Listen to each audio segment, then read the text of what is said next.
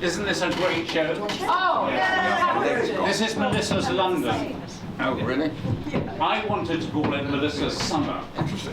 Great. But there is the impression of a democracy around here, and the gallery team all ganged up on me and wouldn't let me call it Melissa's Summer, even though it's been a prodigious output during the summer. I have never known in the 50 years I've been a dealer any artist produce such creative, powerful, beautiful, desirable work in such quantities in such a small time in all those years. I don't know what she's on, but as Harriet said, I'd like a bit of that too. I got ganged up on, and Melissa had the casting vote, so we ended up with Melissa's London. And I might get pedantic as well and say, well, actually, there's a Winchester down there, and actually, it's all London. So it's good to be overruled occasionally. So, Melissa, London's very important to you, isn't it? Yeah, definitely. Always. Yeah. No, Tell us about your love affair with London. Well, yeah, no, I do love London. I mean, I was born in London and grew up here. I went to school in Harley Street, and my dad had an office in East Castle Street. And then I brought up my own children here and had a dog. And these things, they lead you to all these places. And there are just so many places I've been dying to paint all my life. And a lot of them I, have managed to paint, but I think I have felt the most free, because the children have grown up. Sadly, I don't have the dog that I have to get back to anymore. And then plus, the fact that Chris Beetles and the whole team have been so encouraging to me. Like, they've made me feel that it's, they're looking forward to the next painting. So that's such a gift for an artist, to feel that it's wanted, and it's also so handy because, we need the money. Please continue. I've never felt that is part of it, really. Of course, we all do need it. Like, I really appreciate, being able to carry on doing it. Like somebody said to me the other day, when I'm out painting, quite often people say, "Is this your hobby?" and I thought, well, even if it is my hobby, I've been so lucky. I've been able to completely indulge my hobby to my heart's content. It's just something that I really enjoy doing. And there's still so much of London that I want to paint. And as it's been such a good summer as well, spring, and even the winter, like Jack Russell and I've been out there in the freezing cold at night as well, painting last winter.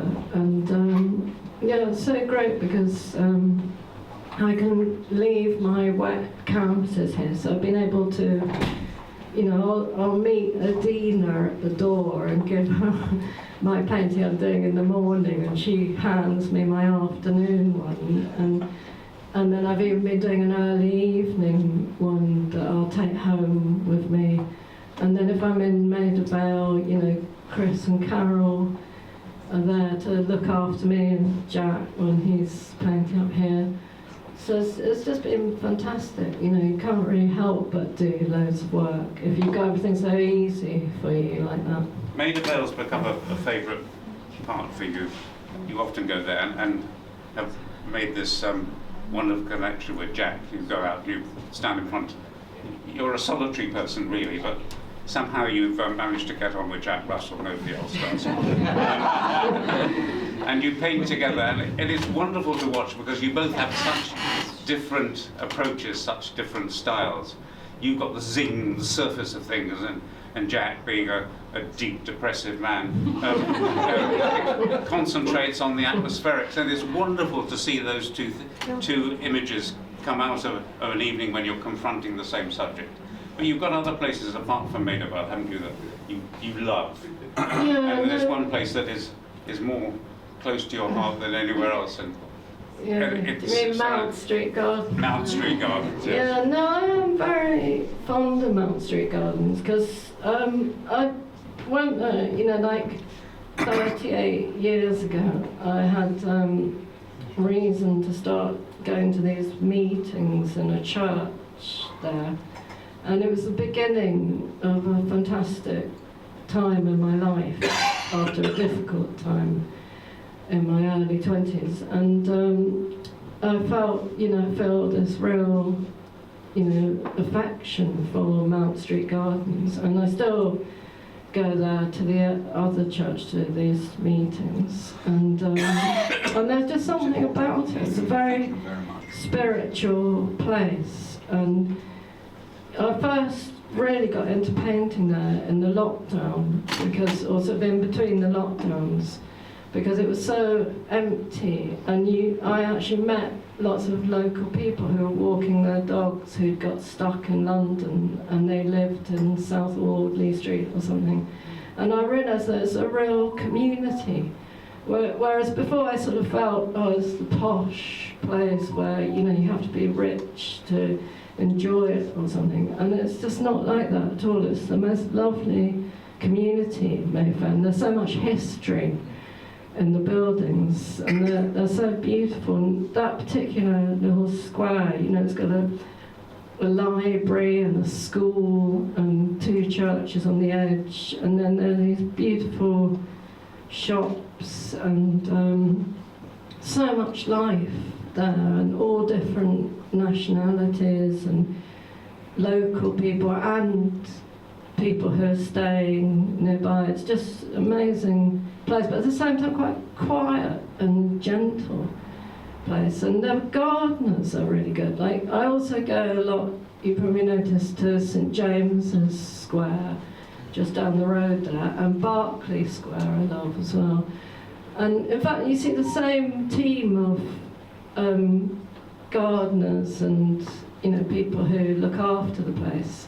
And I've really got to know a few of them really well. Like the gardeners in Mount Street Gardens, they arrange the sprinklers so they don't go on me and my canvas and everything. They go to endless trouble to help me and encourage me. And I've never felt unsafe in any of those places. And St James's Park is the same. I've got to know the gardeners there.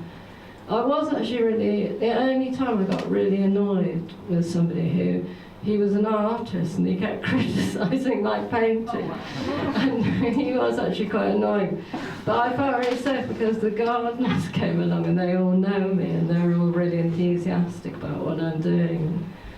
But yeah, it's a really, God, it's such a wonderful life. When I talk, I think I'm so lucky. I just go out there and, decide where I'm going to paint. And the fact, I've always done it actually, but I've got to say that Chris Beetles' team have made me feel so, like it's worth doing, and encouraged me so much that, it's made me do a lot more work, definitely.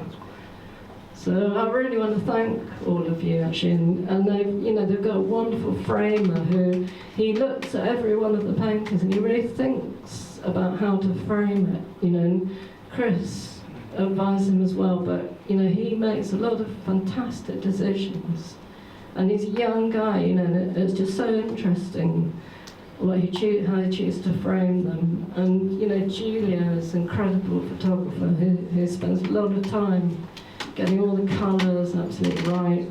It's an incredible team of people that Chris and Alex have got together, and it's such a happy place, this gallery, and there's always so much to see as well. I come in and there's fantastic, George Clausen, is his name, and Badmin and Ardizoni, a lot of my favourite artists I've always loved, and a lot of women artists. They're main artists, like Leslie Fotherby and Val Archer, fantastic artists, who they've nurtured for years, so it's really, I feel incredibly lucky to have ended up here after quite difficult, I've had a lot of, I have had some good galleries, and I have had a lot of help, but the fact that, it's it's always been, I've never felt secure like I do now. You know, I've always felt, so, you know, I've often thought, oh, maybe I should do something else. My big I used to think, I'll be a lollipop lady. And I don't think they even have them anymore, so I can't even say that. I used to always think, oh no, I'll go and be a lollipop lady, because you don't need much training or whatever. But, yeah, and this is probably the first time in, you know, 66 years, I just think, oh, I'm an artist, I'll just get on with it. Yeah. So yeah, it's been really great. Thanks, Chris. Melissa, thank you, and I say thank you on behalf of my team. The team love looking after you, they really do, and they are brilliant. Adina's hanging, as you say, Finn's very clever framing, which just gets it right. The photography and the catalogue and the reproduction, it all contributes, but you can't do it unless you've got work of real quality, and that's what we're dealing with, and that's what is a really great part of art dealing, is dealing in great art. So thank you also. But I must also thank the clients, because they often give you commissions that stimulate you and you really love. Some of those commissions are often the thing that you particularly love, which is aerial perspective. You're very intrepid, you like going up on high buildings or going vantage I points. love looking down. So I mean, yeah, if anybody thinks of anywhere. Like, it was really wonderful that Alex's fiance Ashley managed to get me up to do that one of the train tracks.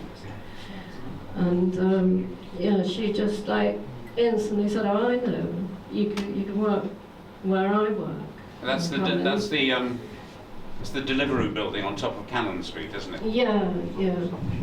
And it's difficult, because nowadays it's so difficult. You always forget that you ran yourself through 90 degrees first. You looked down the river, Yeah. did that joyous commercial piece there. Then you really turned in and you challenged yourself. I think quite the most remarkable thing you've ever produced. It's very brave and very striking. Well, it's an amazing view. I think, you know, you can't really go wrong with it. But yeah, it was difficult because I was standing right on the edge. Like, it comes to a corner and it's quite a big canvas. And sometimes my hat blew off onto the train tracks.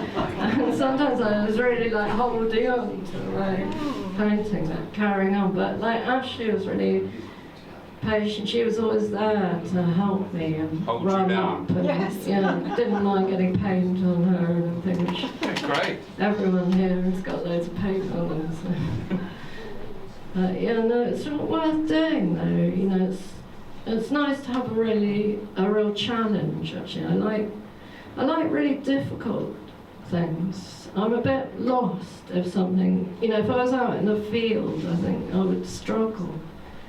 You know, I like really lots and lots of things happening, and I get really absorbed in detail. And yeah, I just seem to have this way of getting it really into the detail, and then I get carried away, and it all gets a bit, you know, abstract in the end. But yeah, it's a strange thing. I heard somebody talking about it the other day, how every artist has their own way of working. It's so true, and you find your way, and you just got to hang on to that and not be swayed by anything, I think.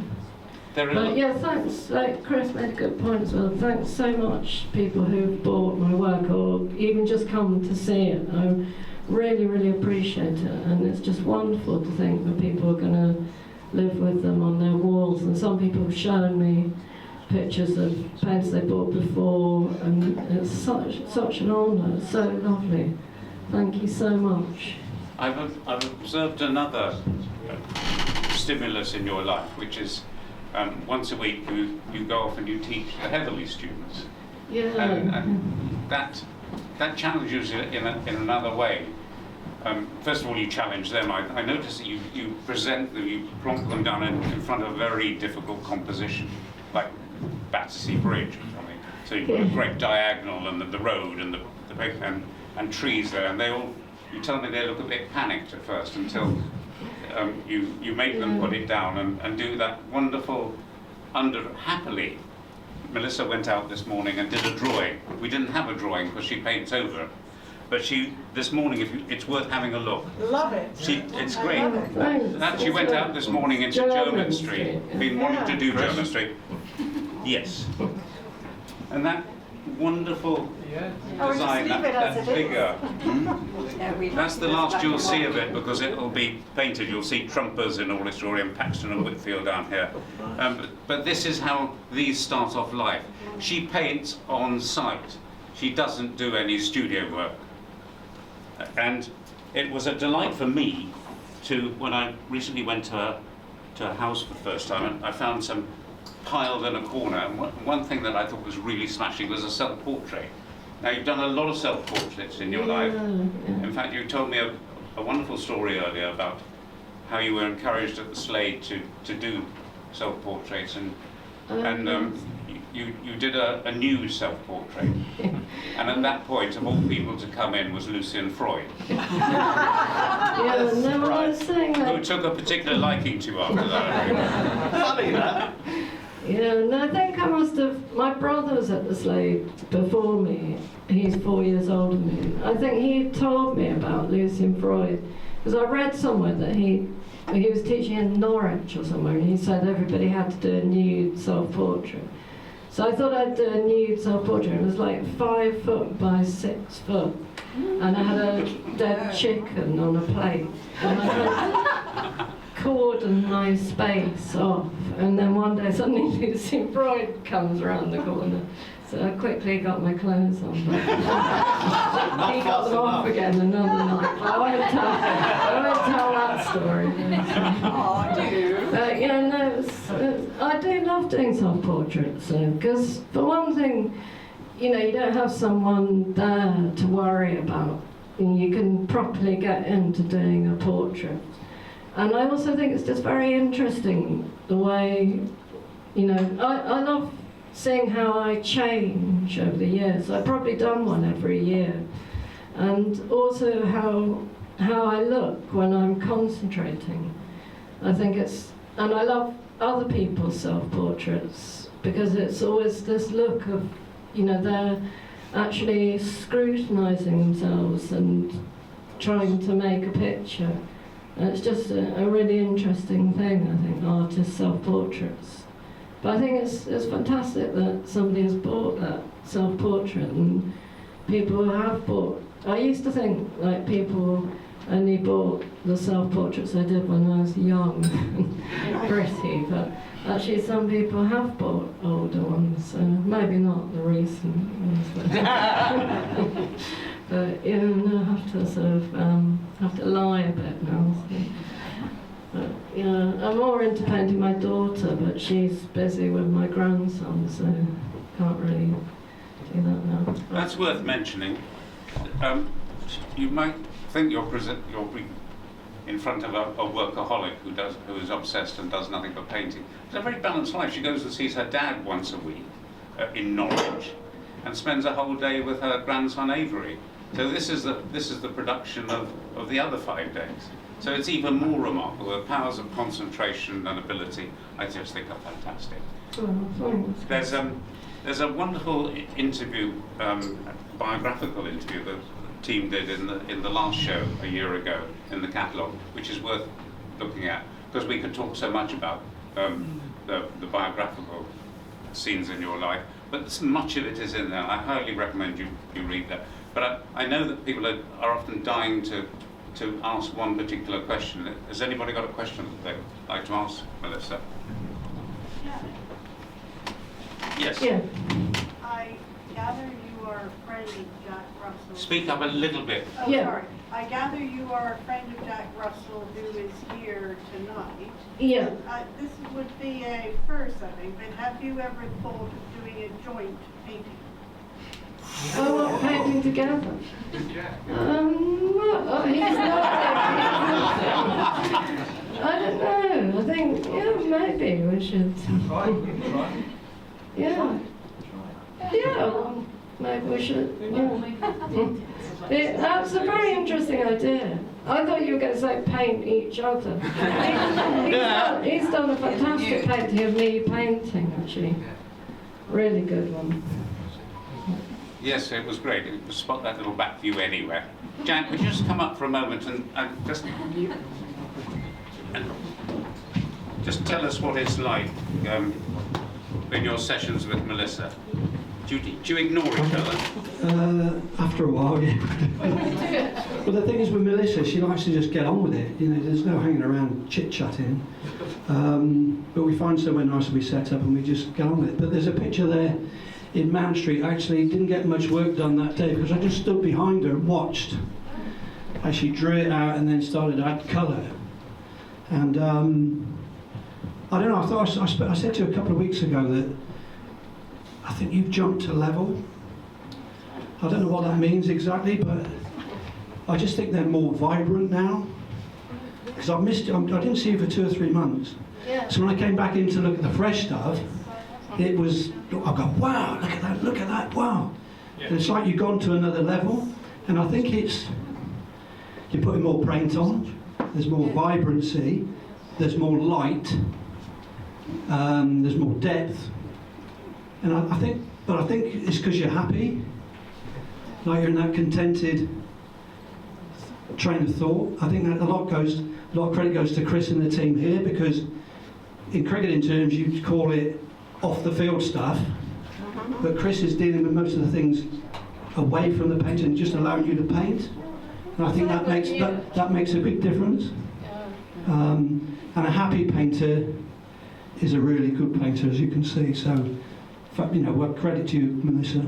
I've watched some of these progress over the summer, and I can't find the words to say how good I think they are. They're just absolutely stunning on a different level. I don't think anybody else paints like this. I think you're pretty unique. I think they're gorgeous. Well done to you.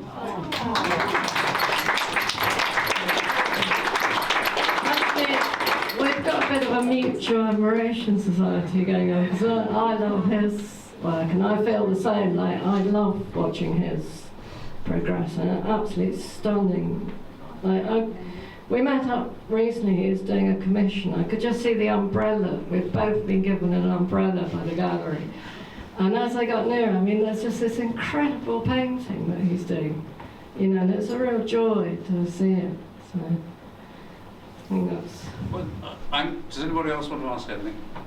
Well, I'm going to bring back to just a final banal point.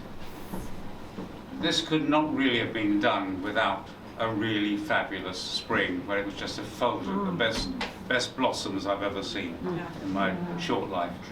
And the most beautiful summer. Anybody, any Englishman typically, who thinks that we've had rotten weather deserves a slap. We've had a great summer, and Melissa's style of painting, whereby she goes out in the morning, one particular type of light, and doesn't work all through the day on that scene, because she wants the same consistency of light. And she's been given that by the weather. And in the afternoon, she gets the afternoon light.